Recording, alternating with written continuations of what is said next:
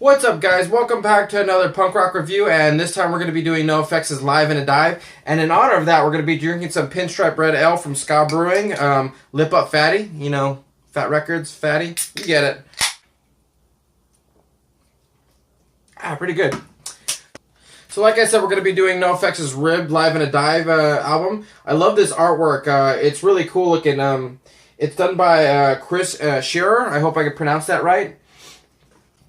So it's probably going to be a short review because, in all honesty, there isn't really much to talk about this album. Yes, Nofx has always been one of my favorite bands.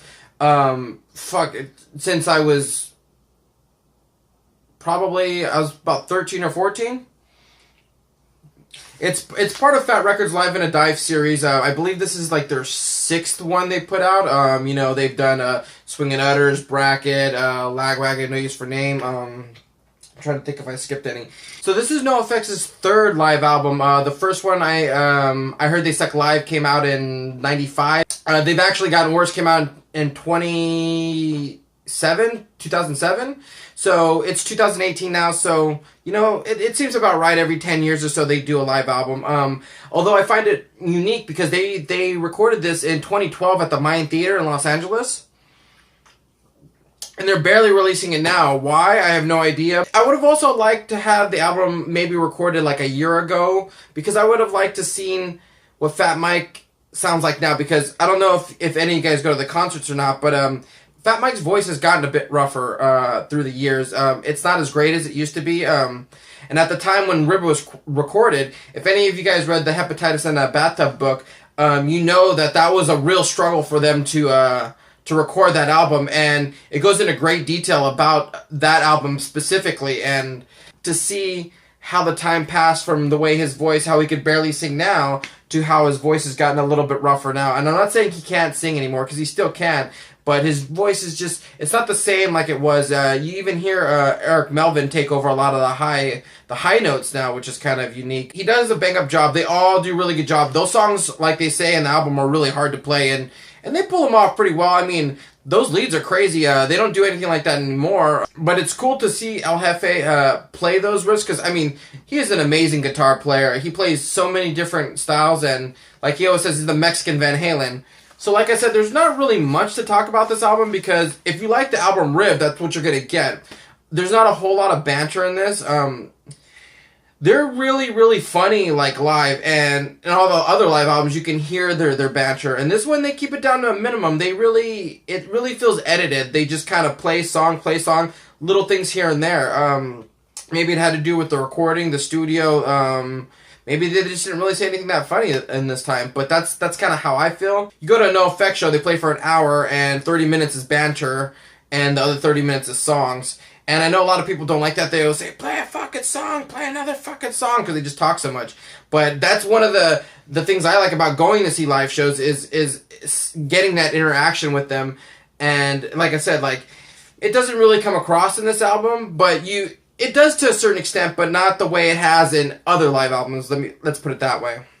This album feels really short because it's only 14 songs, and it feels edited, so I think it's maybe only like 30 minutes. Some of the highlights of this album is Cody from Teenage Bottle Rockets. He gets on and he sings a song, because Fat Mike can't play and sing that song at the same time, which is kind of funny because they probably haven't played any of these songs forever, but it's just funny to think that album is probably 30 years old and he still can't play and sing it. But Cody holds it down. It's fun.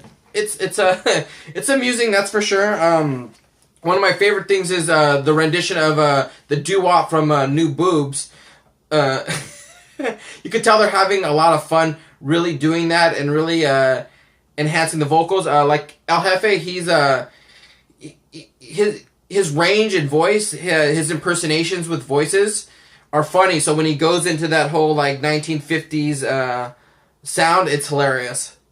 Like I said, so most of the songs they played live already. Like I said on I Heard They Suck Live, they play a lot because that was closer to the era. That was 95 and that album was 91. So they play songs like you already heard, Moron Bros, LA, which they call East Bay, Together on the Sand, Green Corn. They've all played those songs live. So it's not like you're hearing something totally new or something they haven't done in a long time. I would say about a third of the album they already play, or they still keep in their catalog when they play live.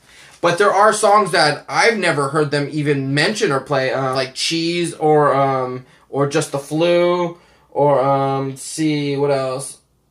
Well, obviously, I Don't Want You Around. They've never played that one live ever, or I've never heard them play that live before. But you know, like Shower Days, like Oh Green Corn, I said already. Like those songs, they play like in heavy rotation. I don't know why they needed to come out with this album. I guess for the novelty factor.